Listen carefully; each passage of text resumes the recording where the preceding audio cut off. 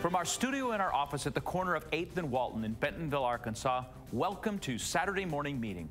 Brought to you in part by Dun & Bradstreet Credibility Corp., the leading provider of credit and credibility solutions for businesses. Saturday Morning Meeting covers Walmart, Sam's Club, and the consumer product companies that are represented on the racks and shelves throughout the country and around the world. Our focus is on the insights, trends, and best practices to help you as a supplier grow your business with the world's largest retailer. I'm Andy Shook, and thank you for joining us today. Today, in Swimming in a Sea of Data, Jeff Amerine talks with Ameriine Fidler of APT about using data for decision making. And then, we'll meet with Andy Wiseman of RedwoodVentures to discuss the mystery of toys and the holidays. But first, the headlines. Walmart continues to make good on its promise to bring manufacturing back to the United States.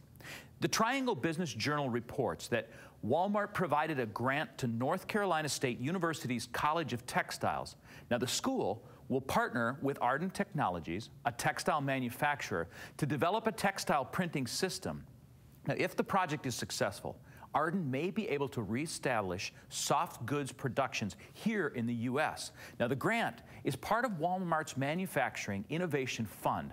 Walmart plans to disperse $10 million through the fund over the next 5 years.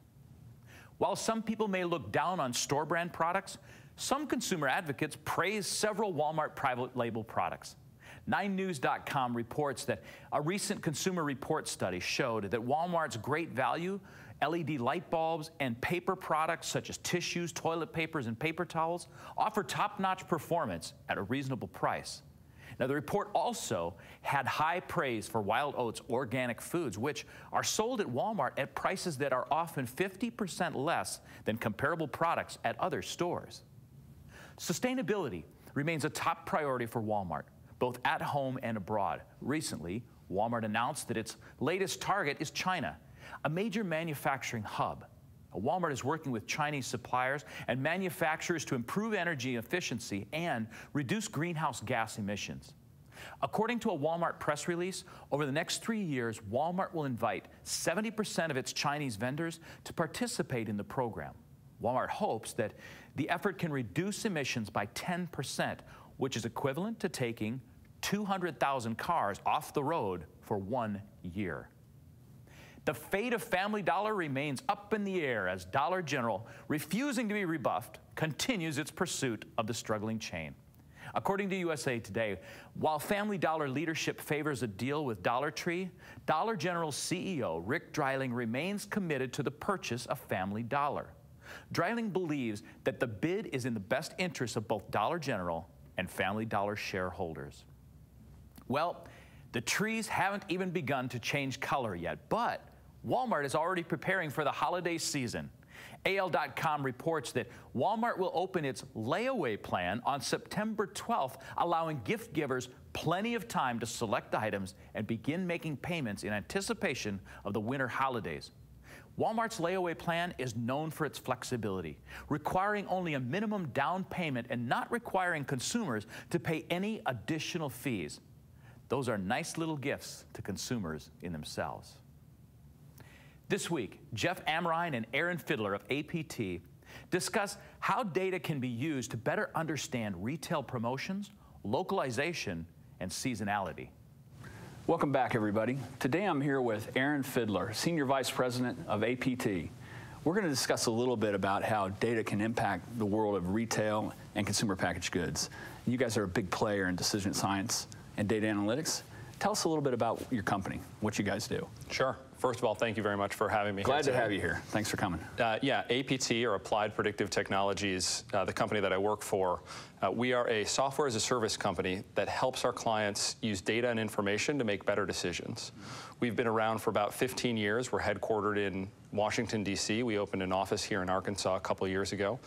And we do a lot of work within retail, also within consumer products, and industries like restaurants, hospitality, financial services, et cetera.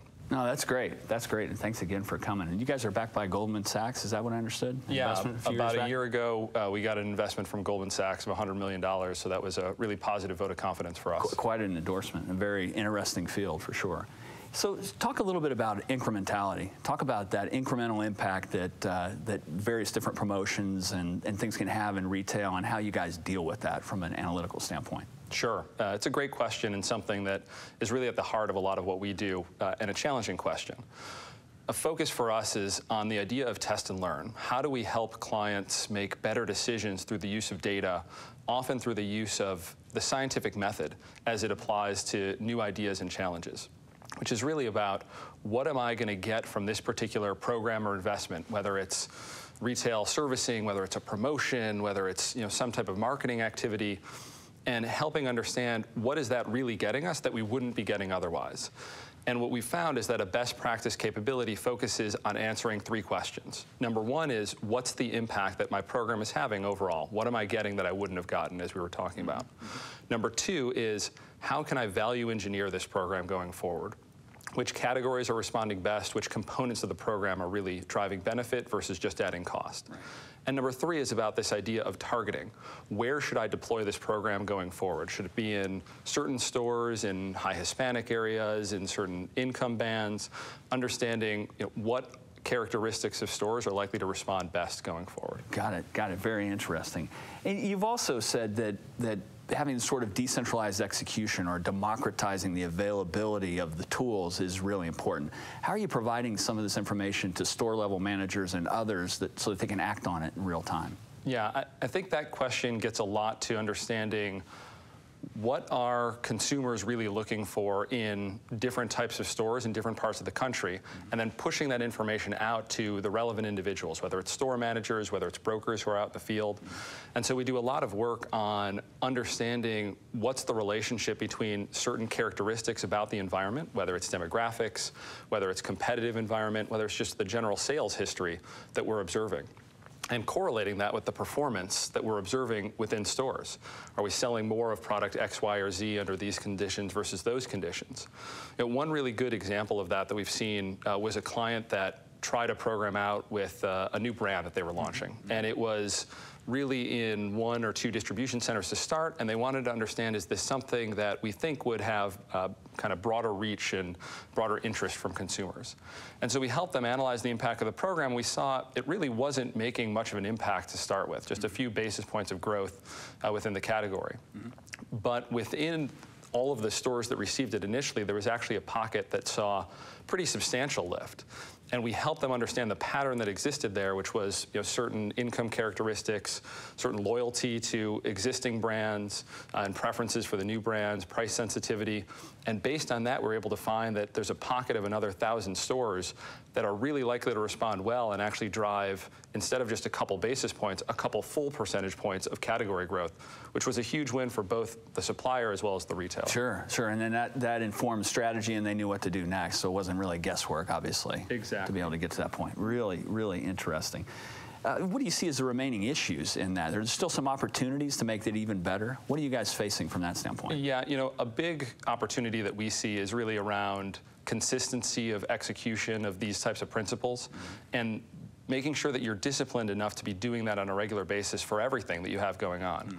So certainly, that example I think is a great one, but even for that client, there's an opportunity to apply that same rigor and that same depth of analysis time and again on everything that you're doing, whether it's a distribution question, whether it's promotions, whether it's just natural experiments and understanding what happens when a competitor location opens nearby, whether there's extreme weather or any other change in regards to the business. So it becomes part of a culture. It's sort of a cultural change issue as well, to get people used to going through that type of process. Absolutely, absolutely. A big part of what we do ends up being talking not just with the people doing the analysis, but with the executives as well, so that they understand what the benefits are from applying this type of approach. That's great. We've got about a minute to go. Let's talk a little bit about omni-channel. What are you seeing in terms of omni-channel, and how can data analytics and decision science inform what the retailers ought to be doing relative to omni-channel? Sure.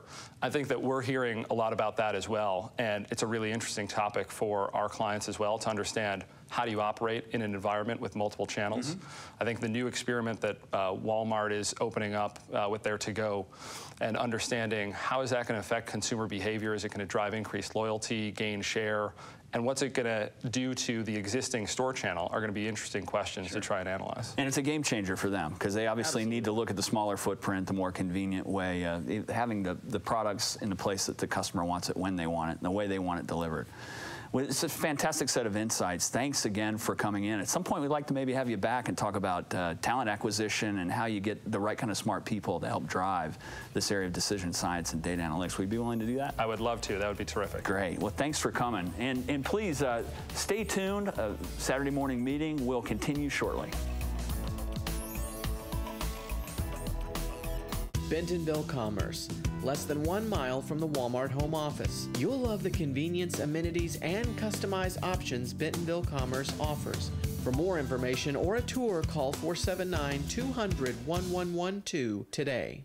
K-Stack, the leader in collaborative retail consolidation programs. We offer the supply chain expertise needed to navigate the challenges of selling products with the world's largest retailers. And we provide customers with a customizable, scalable, environmentally sustainable supply chain with the same advanced technology typically used by larger rivals.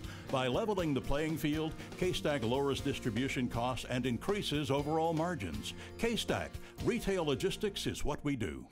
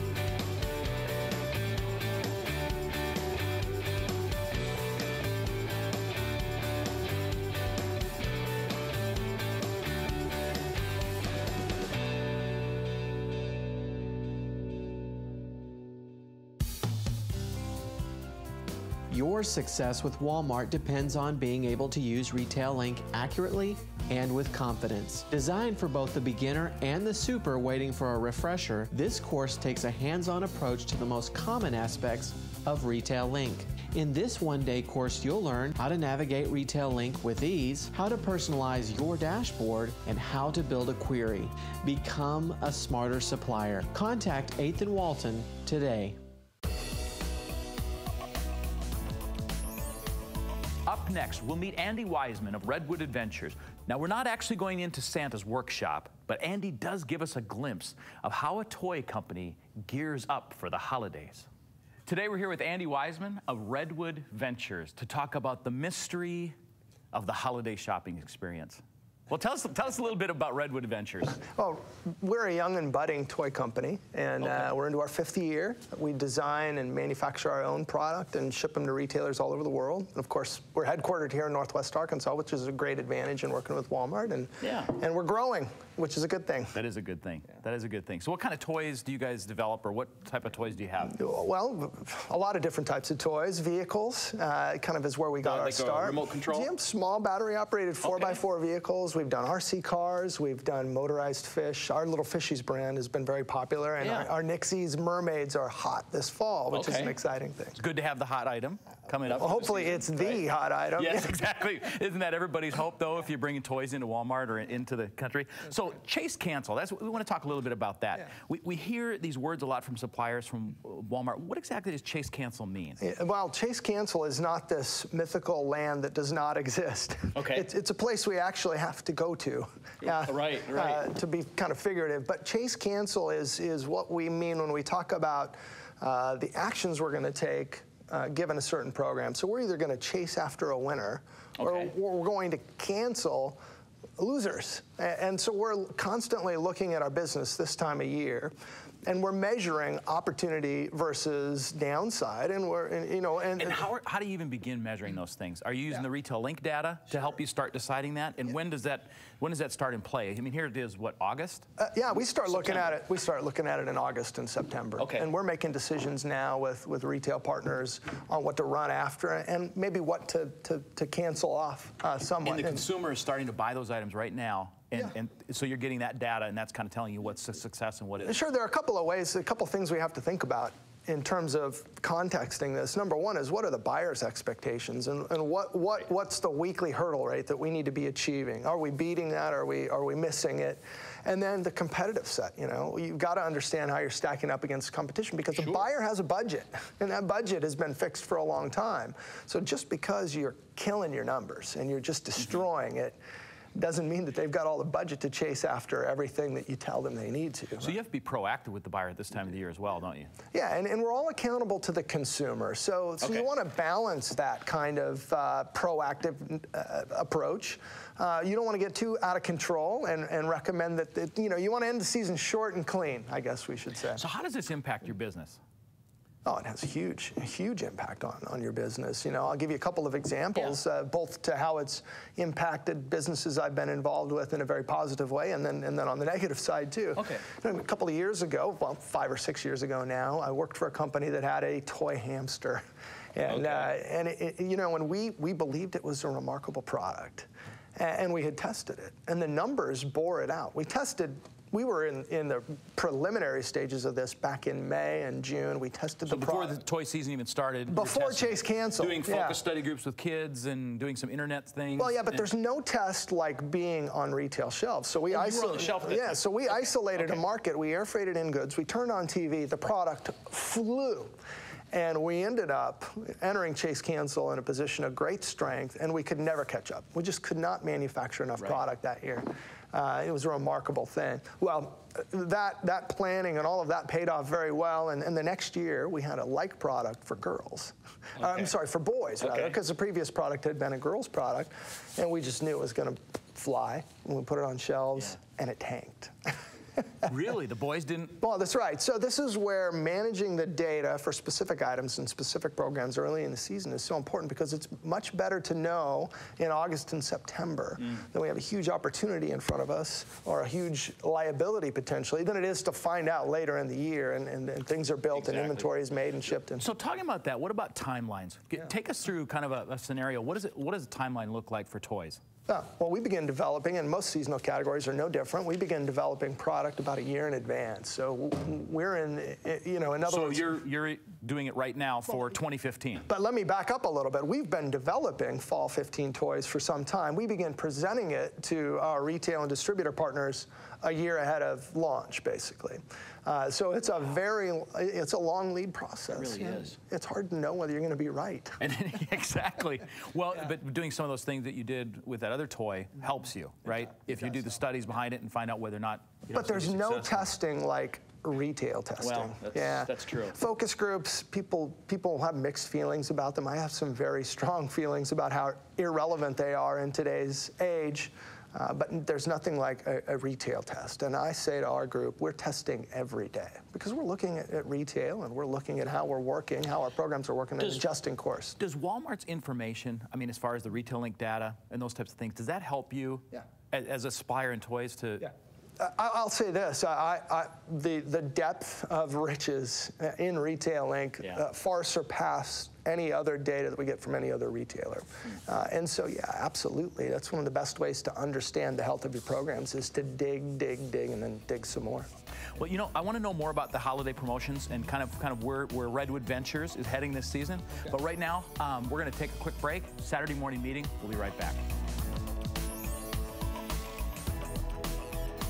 Trying to get your product noticed by retailers and customers? Rapid Prototypes in Bentonville can help with packaging, displays, renderings, signage, and much more. They are called Rapid Prototypes for a reason. Rapid turnaround and rapid response time to your needs. Need 2-week turnaround? Easy. Need 2-day turnaround? No problem. Need 2-minute turnaround? Let's talk. At Rapid Prototypes, we're always willing to go the extra mile for you. Rapid Prototypes, across from Gasano's Pizza on Walton Boulevard in Bentonville. Call 479-273-3278.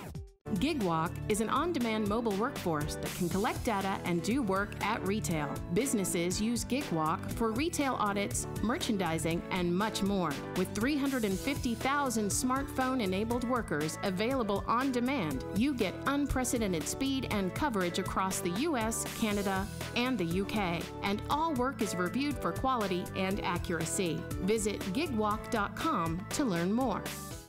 Bentonville Plaza, across the street from the Walmart home office. The best office location offers proximity and services like no other business complex in the area. Call 479-200-1112 today. My colleagues and I were lucky enough to have a custom course put together for us by 8th and Walton and Iris, our instructor. It focused on all the different aspects of what an analyst might need from retailing to work with Walmart.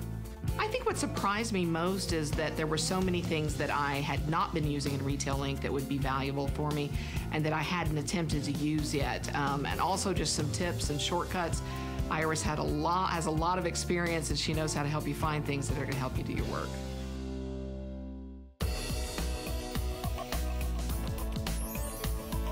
All right, before the break, we were talking to Andy Wiseman about the challenges of preparing for the holidays. So what do you do to prepare? What do we do to prepare? Prepare, Nothing. Yes. Nothing? Nothing at all?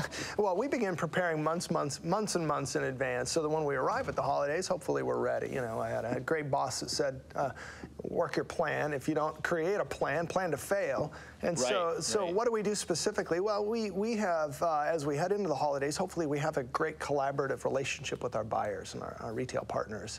And we understand their goals. We understand the competitive set as much as we can. And so that when changes need to be made along the way, we're ready to make them. So the planning starts far in advance. Yeah. So let's talk a little bit about that. You're obviously looking at the data daily and reporting to the buyer what's going on. How much communication is there with the buyer during this time of the year? Like this, we're in September right now. And versus like when we get up to October, November, December, well, how does that communication change?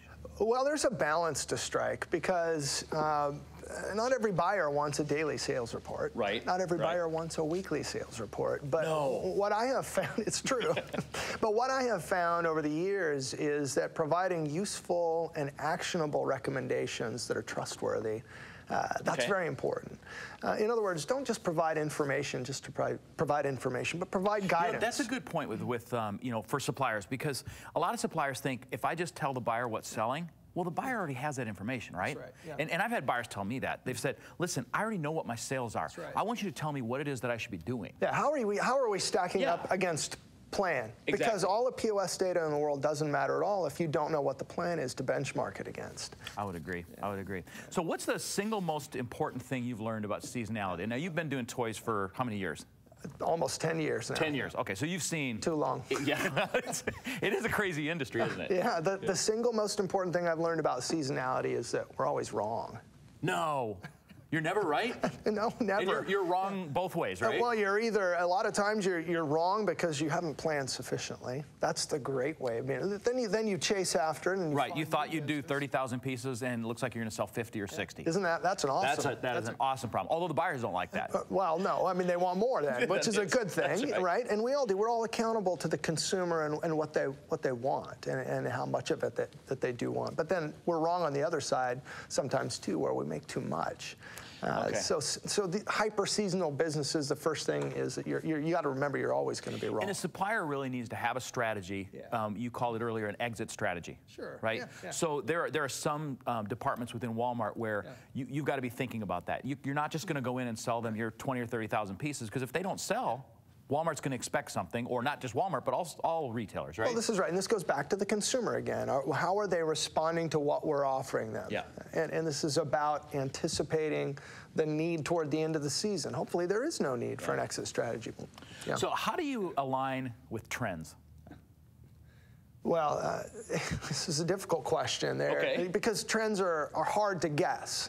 There are macro trends that we see that are easier to understand, like age compression in the toy business and understanding how kids Age compression, what does that mean? Well, kids are getting out of toys at an earlier age. You know, they used to play with them until they were 12 or 13. And when we were kids, right? We would put, and now Yeah. there's just a different kind of cultural kind of crunch that's been put on childhood. That's a trend that we address in our business, and that the toy industry is trying to grapple with. How do we relate to trends like colors and styles? And this is much harder to guess. Sometimes I think we try to create those trends. Yeah. But we try to understand where consumers are headed, how they're using products, and then we jump ahead and try to be in front of that. So what's been kind of your biggest success over the past few years, as far as toys go? Our Little Fishies brand has been a very big success. Okay. Yeah, this has been very exciting for us. Does that go above and beyond just like children? Is it something for adults and young adults and things like that? Is that part of the reason it's been? I think so. Yeah, Okay. I think it's got a very, very broad appeal. It's very affordable, and there's a lot of play value. And we have seen older kids use this product. Okay. Even me. It kind of moves all along there. Yeah, sure. So how do when you're looking at the trends? Okay, coming back to the trends again, because I want to talk a little bit more about that. Are you trying to look 2 years out, 3 years out, a year out? Yeah. I mean, has that changed as well as far as the time frame? Well, I don't have a crystal ball that allows me to look much further out than 6 months. It's very, very hard to know. Okay. Sometimes in the toy business, we create our own trends. You remember Dealy Boppers when we were kids, those antennas that everybody wore on their heads, and Jelly's shoes, and nobody would ever have expected those to become trends and to become so successful. But they did, and part of that was scarcity in the marketplace, word of mouth, and the product became very popular, and that scarcity really drove that trend. Right. Very interesting dynamic there. Yeah. I wish we knew what was going to be cool, and then we'd be all over it. But we try to develop intentional trends ourselves. Okay. So what keeps you awake at night? Nothing. Nothing? Very little. But frankly, back to this idea of age compression and children moving out of toys at earlier ages. That's something that we grapple with as an industry. And it's kind of sad that kids can't be kids and play with toys. I mean, my son-in-law and I were talking about it the other day, and he was talking about how when he remembers as a kid playing with the Teenage Mutant Ninja Turtles, but when he got to a certain age, you couldn't be seen with one, right? And that age is getting younger and younger, and that toy trend is changing. Yeah, so we view ourselves very much as an entertainment company, and you've seen this from some of the larger companies as well. We're in the business of entertaining and creating great play value for kids, and so. Well, you know, thank you so much for coming in today. You have revealed the mystery and opened up the mystery to us of what the toy season looks like, and we really appreciate it. Saturday morning meeting will continue shortly. Every day, shoppers are bombarded with traditional brand messages outside the store in hopes that these marketing dollars will drive in-store sales. Closure Media drives retail sales by connecting brands with 95 million Walmart shoppers per year while they are in the store. Through innovative programs at Walmart's photo and money centers, Closure Media converts Walmart shoppers to purchasers of your brand. With reported redemption rates up to 7 times the national FSI average, Closure Media drives sales. For more info, visit us at closuremedia.com. Bentonville Commerce, less than 1 mile from the Walmart home office. You'll love the convenience, amenities, and customized options Bentonville Commerce offers. For more information or a tour, call 479-200-1112 today. You know, the biggest challenge of working with Walmart is they really expect everyone on the team to know their language, know their terminology, and know exactly how they do business. So that's where 8th and Walton really comes into play. You know, it's the fastest way to get my team members up to speed. Their business model is suppliers teaching suppliers. So when you come to 8th and Walton, you can count on having very experienced trainers who understand how suppliers work within Walmart, and they take advantage of that and incorporate that into their curriculum.